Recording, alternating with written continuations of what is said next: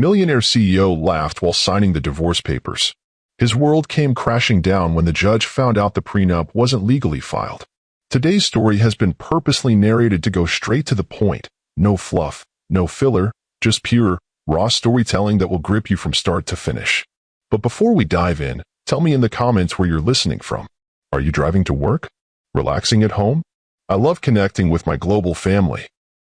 Now, imagine this conversation happening in a Manhattan courtroom just 3 hours ago. I want 70% of everything, Your Honor. 70%? Eva, you can't be serious, and full custody of our children.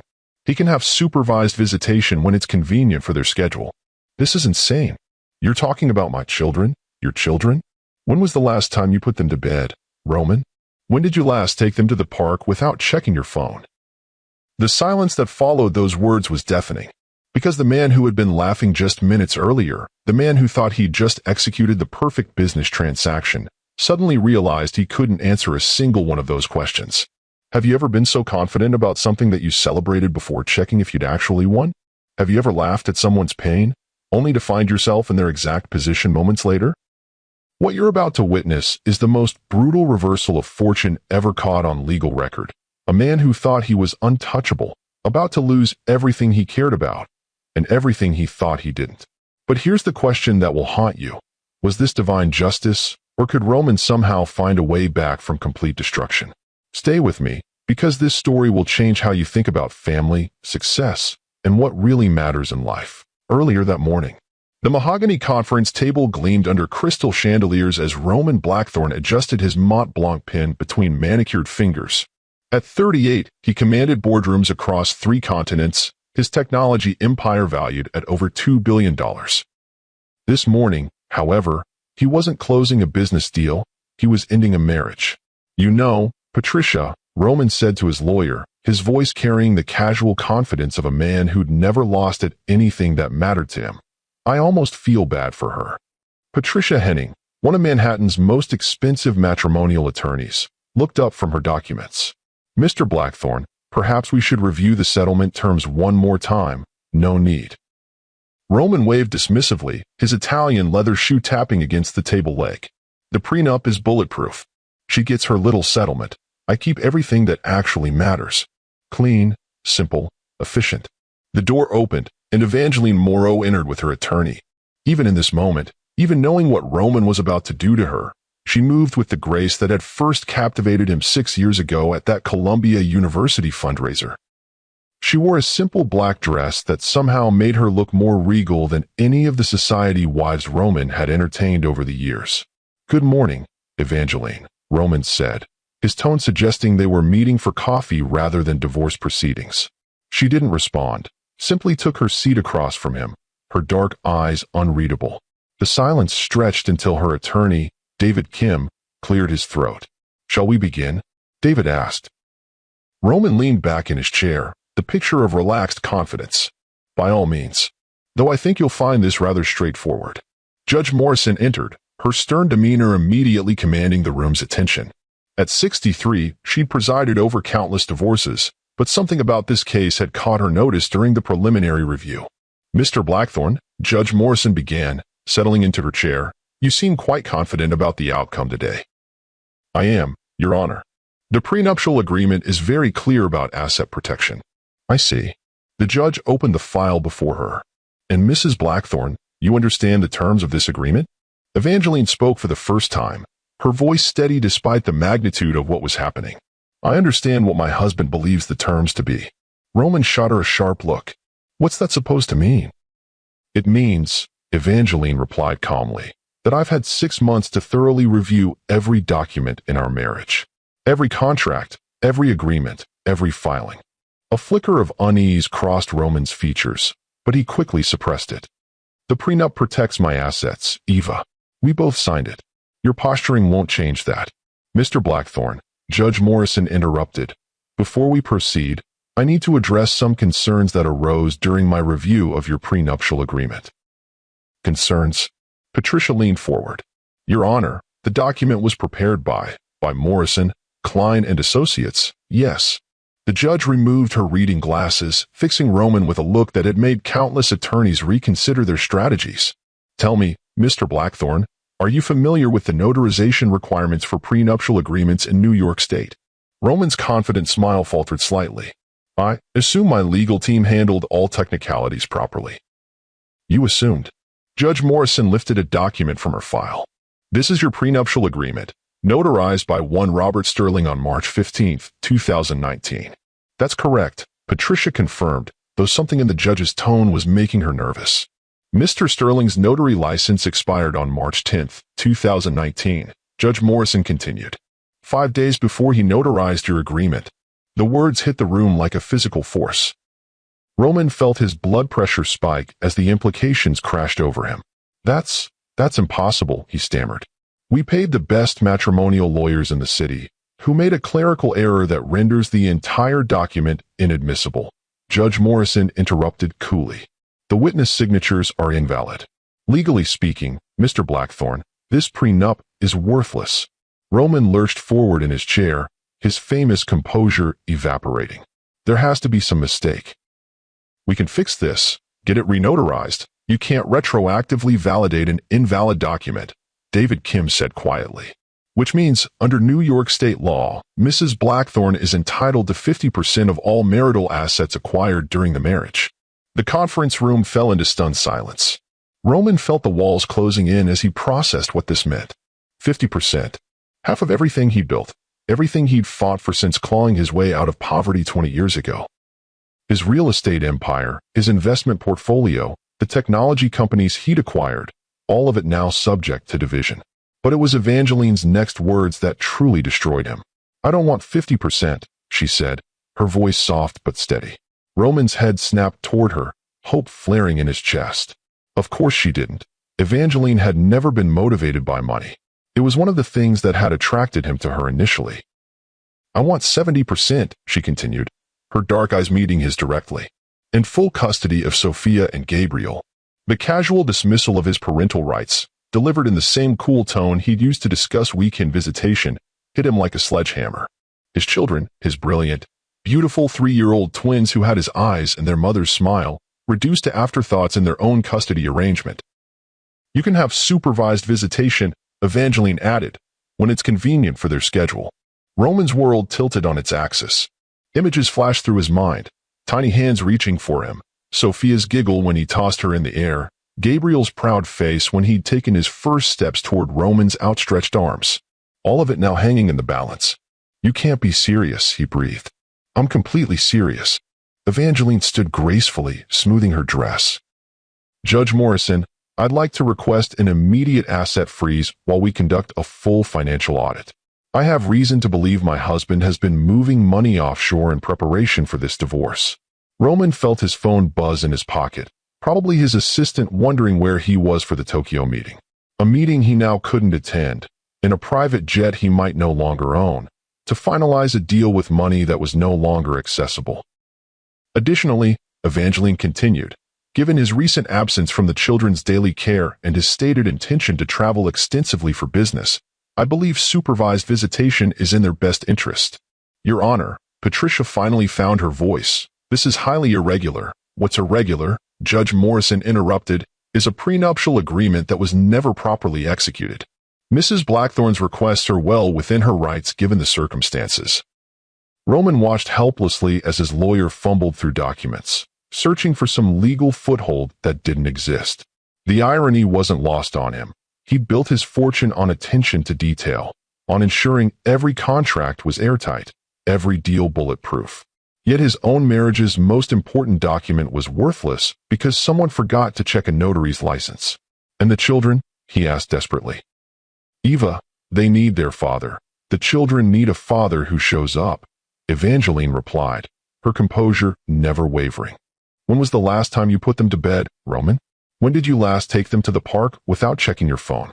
They're 3 years old, and you've missed most of their lives already. Each question was a dagger to his heart because he couldn't answer them. He'd been present for their birth, had held them when they were tiny and perfect and dependent on him. But somewhere along the way, board meetings and conference calls had taken precedence over bedtime stories and playground visits. Motion granted, Judge Morrison announced. Mr. Blackthorne, as of this moment, All accounts are frozen pending full disclosure of assets. You'll surrender all credit cards, checkbooks, and access to liquid funds except for a modest living allowance of $3,000 per week. $3,000. Roman spent more than that on a single dinner at his usual restaurants. The number was so absurdly small that he almost laughed, except nothing about this situation was funny anymore. As for custody arrangements, the judge continued, "We'll schedule a hearing to determine what's in the best interest of the children. Until then, Mr. Blackthorne, you're granted supervised visitation every Saturday from noon to 4 p.m. For hours. For hours a week with the children he'd helped create, the children who carried his name and his eyes and his genetic legacy. The same children he'd been prepared to see every other weekend under his original divorce terms. This is about the children," Evangeline said, gathering her purse with movements so controlled they seemed choreographed. "Not about punishing you, though I admit there's a certain poetic justice in you experiencing what abandonment feels like." She moved toward the door, then paused, her hand on the handle. When she spoke again, her voice carried a weight that made Roman's chest tighten. "They ask for you, you know. Every night at dinner, Sophia looks at the empty chair and asks when Daddy's coming home. Gabriel brings me your shoes from the closet because he thinks if Daddy's shoes are by the door, Daddy must be coming home soon."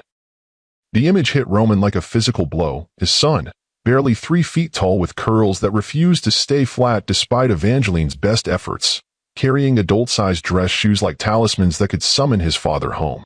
"I never meant," Roman started, but Evangeline was already walking away, her heels clicking against the marble floor with the finality of a closing door. As the legal teams dispersed and papers were filed, Roman found himself standing alone in the corridor outside the courtroom. Patricia was on her phone, probably with his accountant, trying to understand the scope of the financial disaster. David Kim walked past with a nod that might have been sympathetic under different circumstances. Through the floor-to-ceiling windows, Manhattan stretched out below him, a city he'd conquered, markets he'd dominated, buildings that housed companies he owned or had owned until an hour ago. Everything looked the same, but Roman felt like he was seeing it from behind glass, separated from a world he'd thought he controlled. His phone buzzed again. This time he looked at it. 17 missed calls, 43 unread messages. His assistant, his board members, his business partners, all wondering where he was, all expecting him to be the decisive, unstoppable force they'd grown accustomed to.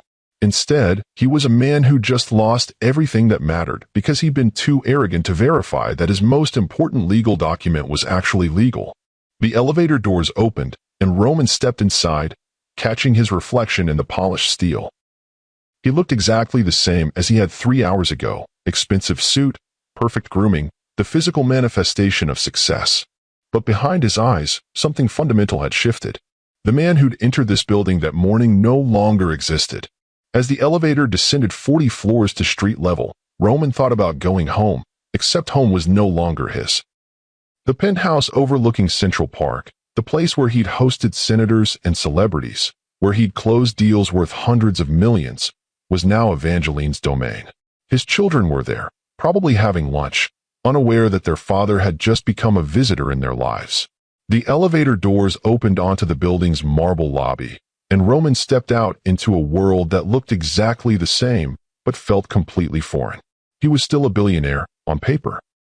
He still commanded respect, from people who didn't know what had just happened upstairs. He was still Roman Blackthorne, except now he wasn't sure what that name actually meant.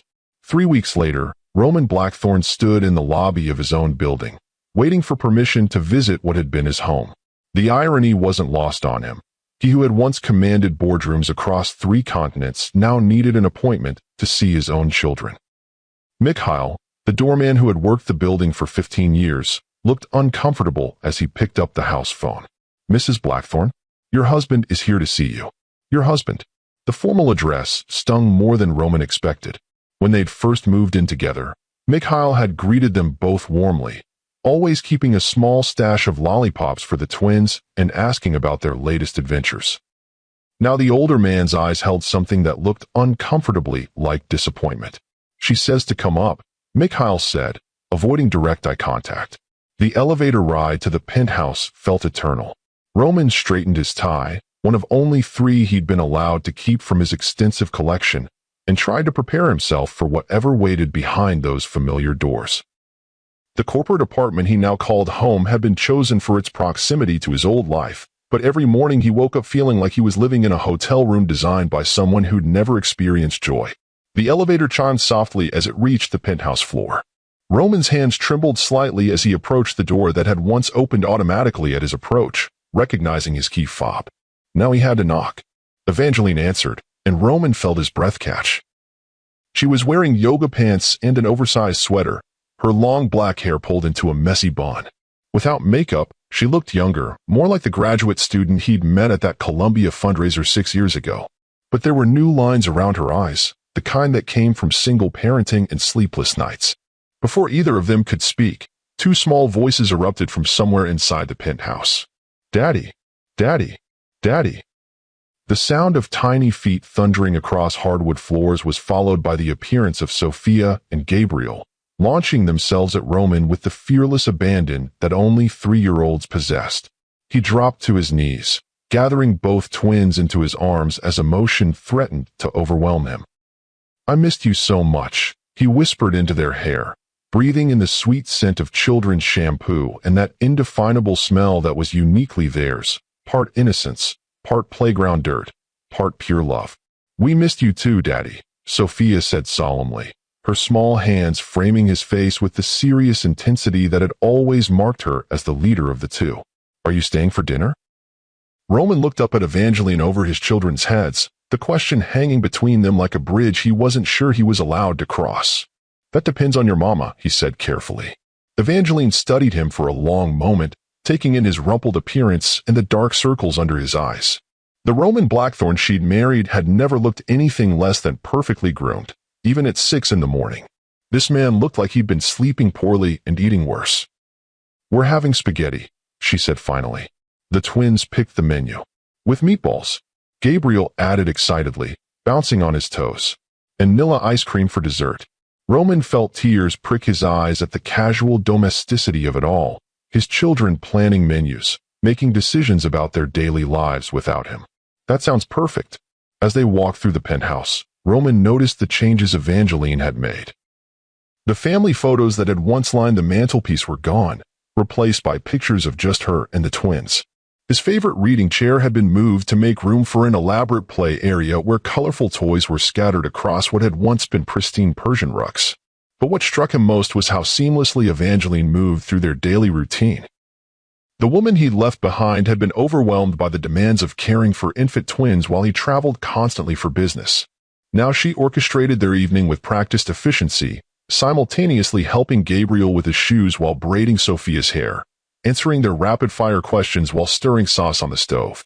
"You look tired," he said quietly as the twins raced off to wash their hands before dinner. "I am tired," she admitted, not looking at him. 3-year-olds are exhausting, especially when you're doing it alone. The gentle accusation hit its mark. Roman had left her to shoulder the burden of parenting while he pursued success that now felt utterly meaningless. Dinner was both wonderful and heartbreaking. The twins chattered constantly, filling him in on 3 weeks' worth of adventures with the urgent intensity that only small children could muster. "Daddy, I can swim now," Sophia announced, twirling spaghetti around her fork with the concentration of a surgeon. "Watch." She demonstrated her arm movements, nearly knocking over her milk in the process. "I can put my whole face underwater," Gabriel added, not to be outdone. "Even my ears." "That's incredible, buddy," Roman said, his throat tight with emotion. "I'm so proud of you both." "And we found a new playground," Sophia continued, "with swings that go really, really high. Higher than the trees almost." Gabriel nodded enthusiastically. "And I can write my name now? Want to see? I'll show you after dinner." Roman absorbed every detail, painfully aware of how much he'd missed in just 3 weeks. Swimming lessons, new playgrounds, Gabriel learning to write his name. These were the milestones he'd been too busy to notice before, the small daily victories that made up the landscape of his children's world. "Daddy," Sophia said suddenly, her fork suspended halfway to her mouth. "Why do you look sad?" Roman glanced at Evangeline, who was watching him with an unreadable expression. "I'm not sad, sweetheart. I'm happy to be here with you. But your eyes look sad." Gabriel observed with the brutal honesty of youth. Like when you used to talk on the phone all the time. The observation hit Roman like a physical blow. His children had been watching him, had noticed his distraction and distance even when he'd thought he was being present. They'd seen through his performance to the dissatisfaction and emptiness he'd carried for years. "You're right," Roman admitted, setting down his own fork. "I was sad for a long time, and I didn't even realize it. But I'm learning to be happy again." "Good," Sophia declared with the matter-of-fact wisdom of a 3-year-old. "Sad daddies give terrible hugs." Roman laughed despite himself, the sound surprising him with its genuineness. "Well, we can't have that, can we?" After dinner, as the twins showed off their latest artwork, finger paintings that covered every surface of the refrigerator, Roman found himself seeing them with new eyes. These weren't just his genetic legacy or symbols of his virility. They were complex little people with their own thoughts and feelings and needs. Sophia was developing into a natural leader, organizing elaborate games and making sure everyone followed the rules she'd established. Gabriel was more introspective, given to sudden displays of empathy that took Roman's breath away, like when he'd carefully shared his favorite toy with his sister when she'd scraped her knee earlier that week. "I should put them to bed," Evangeline said as the evening wound down, and Roman felt panic flare in his chest. "Can I?" He swallowed hard.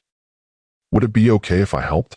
Evangeline hesitated, her eyes searching his face for something, sincerity, perhaps, or genuine intent rather than performance. Whatever she found there seemed to satisfy her. "They'd like that," she said softly.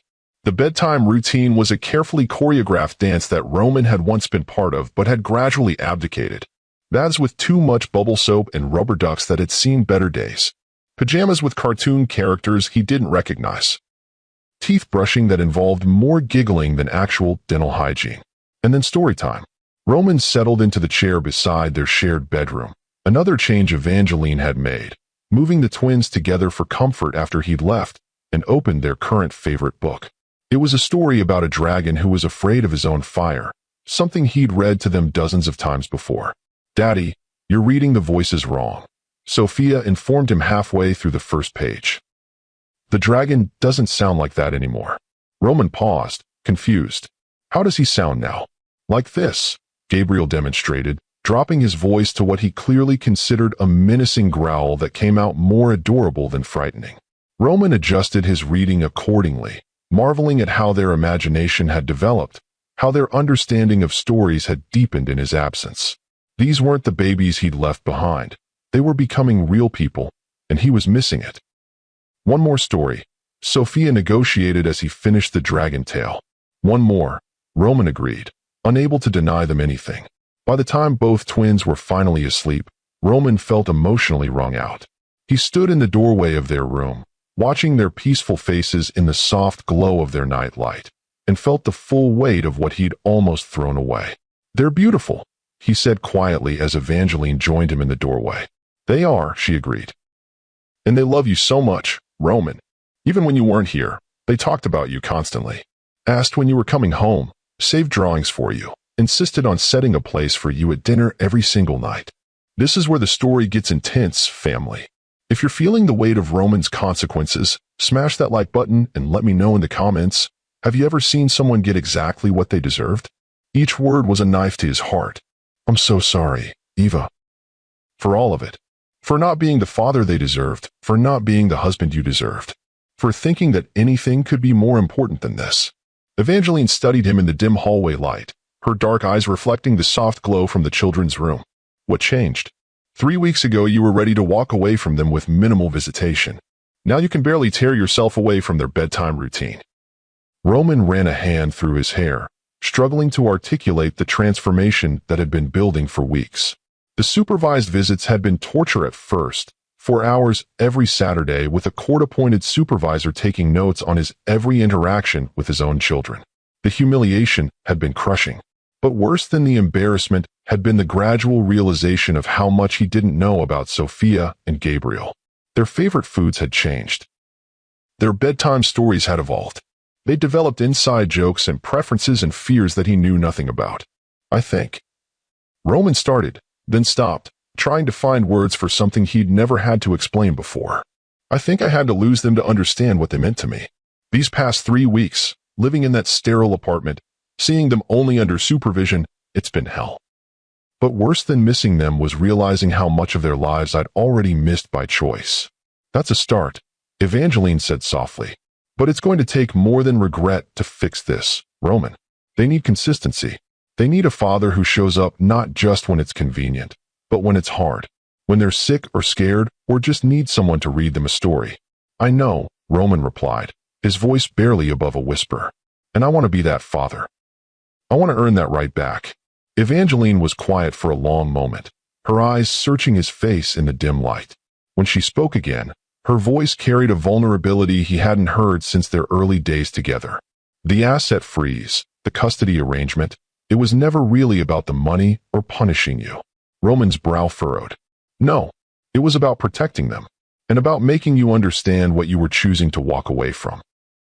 She moved closer, close enough that he could smell her familiar perfume, something light and floral that he'd bought her for their second anniversary. But I never wanted to keep you from them permanently. They need their father, Roman. They need you.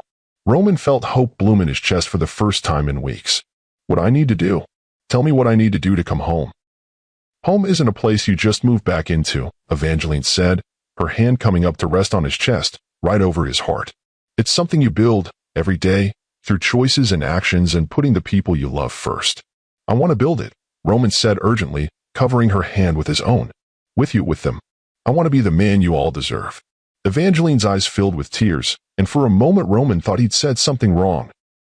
Then she reached up and pulled his head down to hers, kissing him with a softness that made his chest ache with longing and regret and desperate hope. Come home, she whispered against his lips. Come home and help me tuck them in tomorrow night. The next morning, Roman woke up in his own bed for the first time in 3 weeks, though it felt foreign after so much time apart. The sound that had awakened him was familiar, but felt like a miracle, the patter of small feet in the hallway and whispered voices trying to be quiet. Is Daddy really here? He heard Sophia ask in what she clearly thought was a whisper, but carried perfectly through the thin walls. I think so, Gabriel replied with the same volume control. But maybe we should check to make sure. Roman smiled, keeping his eyes closed as his bedroom door creaked open with all the stealth of a freight train. 2 sets of footsteps approached the bed, followed by the rustle of small bodies climbing onto the mattress with the grace of mountain goats. Daddy.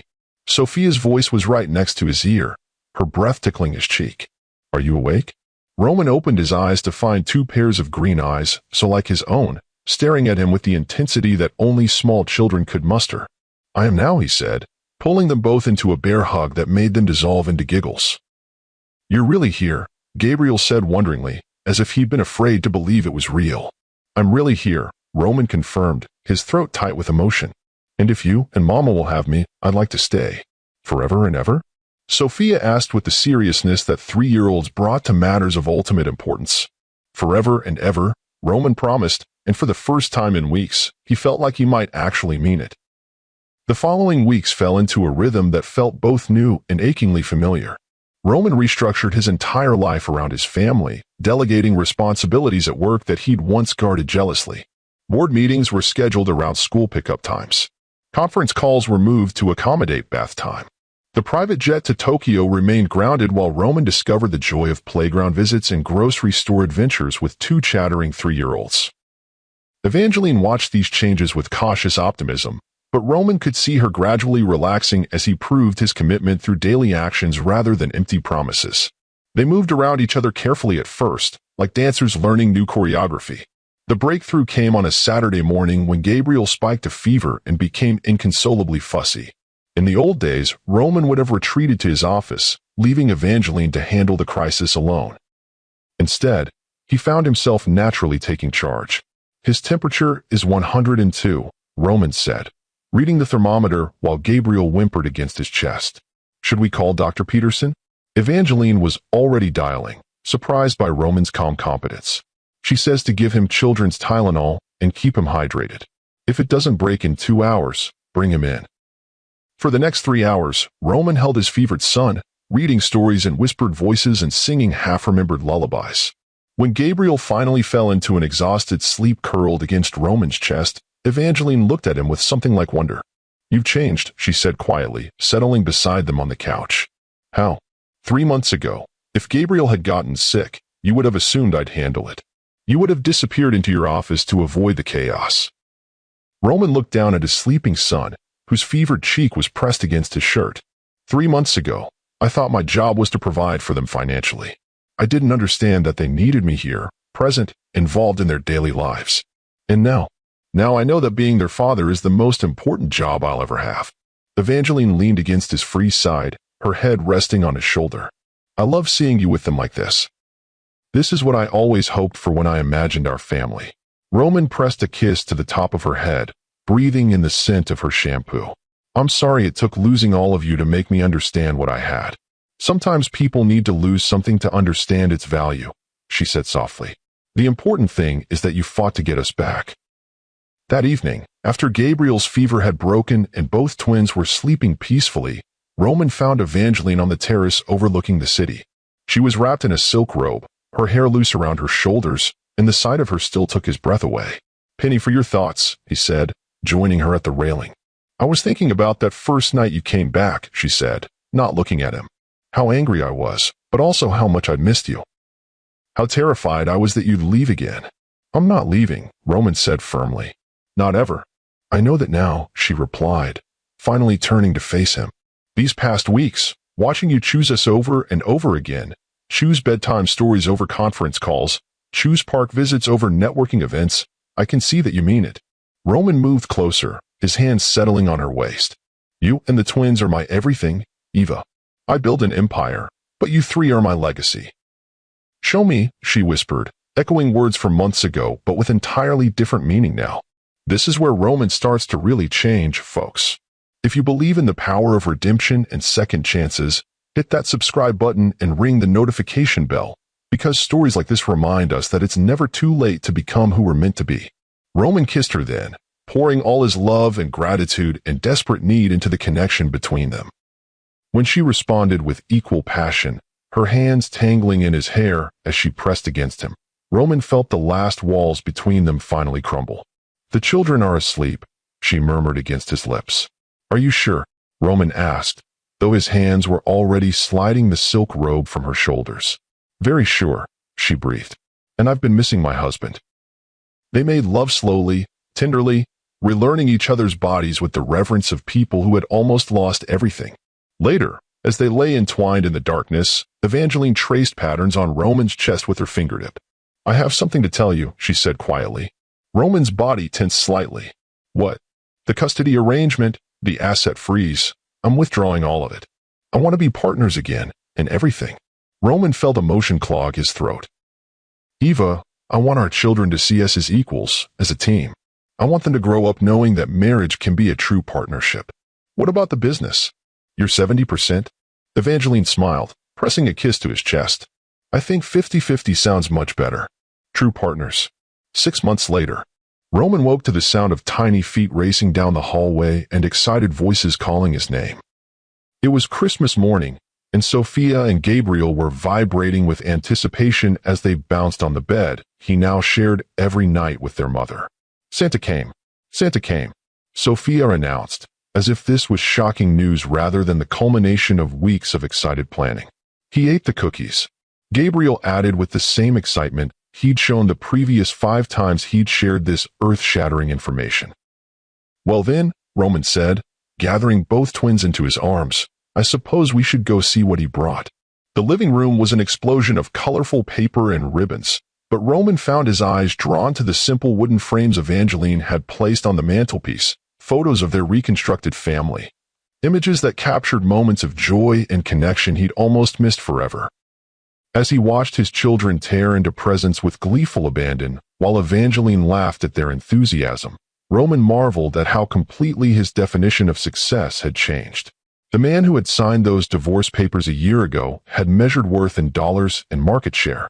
Now he knew that true wealth was measured in bedtime stories read, and scraped knees kissed better, and the way his daughter's face lit up when she saw him. Daddy, look. Sophia ran to him with a new dollhouse, her eyes shining with delight. It has real lights and everything. It's beautiful, sweetheart, Roman said, pulling her onto his lap. Should we set it up after breakfast? Yes, and Gabriel can help too. and we can make up stories about the people who live there.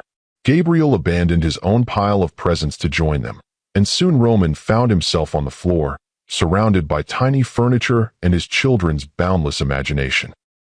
When Evangeline joined them with coffee and homemade cinnamon rolls, settling beside him with natural ease, Roman felt a completeness he'd never known existed. "Happy?" she asked quietly, her hand finding his. "Impossibly happy," Roman replied, squeezing her fingers. "This is everything I never knew I wanted." "Well, you'd better enjoy it," Evangeline said with a mysterious smile, "because come July, things are going to get even more complicated around here." Roman looked at her sharply, catching something in her tone. "What do you mean?" Instead of answering with words, Evangeline reached into her robe pocket and pulled out a small wrapped box, placing it in his hands with a smile that lit up her entire face. Roman's hands trembled slightly as he unwrapped the gift, revealing a tiny pair of baby shoes nestled in tissue paper. For a moment, he couldn't process what he was seeing. Then understanding hit him like a lightning bolt. "Eva," he breathed, his eyes flying to hers. "Are you?" "Merry Christmas, Daddy," she whispered, tears shining in her dark eyes. Roman set the box aside carefully and pulled her into his arms, kissing her with all the love and gratitude and wonder that filled his heart.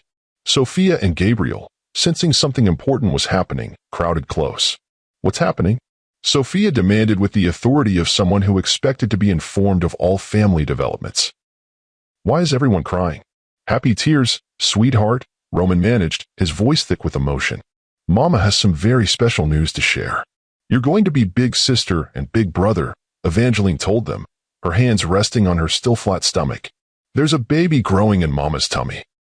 The twins' reactions were immediate and enthusiastic, with questions tumbling over each other about when the baby would arrive and whether it would be a boy or girl and could they help pick out names.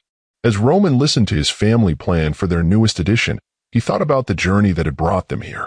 A year ago, he'd been prepared to walk away from all of this, to reduce his children to weekend visitations and his wife to a financial settlement. He'd almost lost everything that mattered in pursuit of things that didn't matter at all.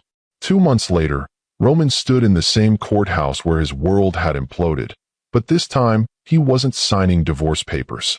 Instead, he was watching Evangeline address Judge Morrison with the confidence of a woman who knew her worth. "Your Honor," Evangeline said, "my husband and I have reached an agreement regarding our marriage and business partnership."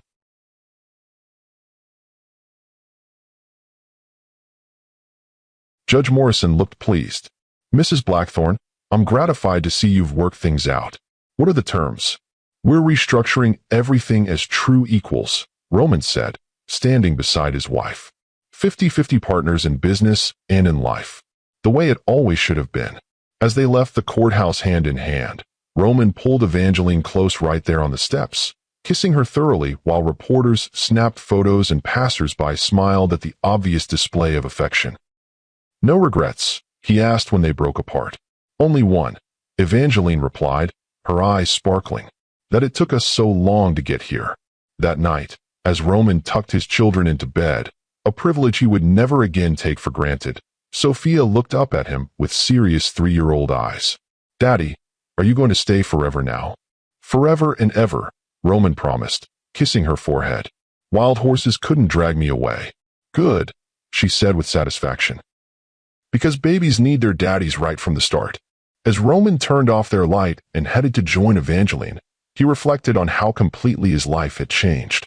The man who had once laughed while signing divorce papers had learned the most important lesson of all, that success without family was just expensive loneliness, but a life built on love was wealth beyond measure. Family, if this story touched your heart, if it reminded you what really matters in life, please share it with someone who needs to hear it. Like this video, subscribe to Lux Love Chronicles with Mr. Wentworth, and tell me in the comments, what's the most important lesson you're taking away from Roman's journey? Because at the end of the day, the only empire that truly matters is the one you build at home, with the people who love you not for what you have, but for who you choose to be. Roman learned that our greatest treasures are often the ones we already hold, and that it's never too late to choose love over ambition, presence over profit, and family over everything else. This is Mr. Wentworth, reminding you that every ending can be a new beginning if we have the courage to change.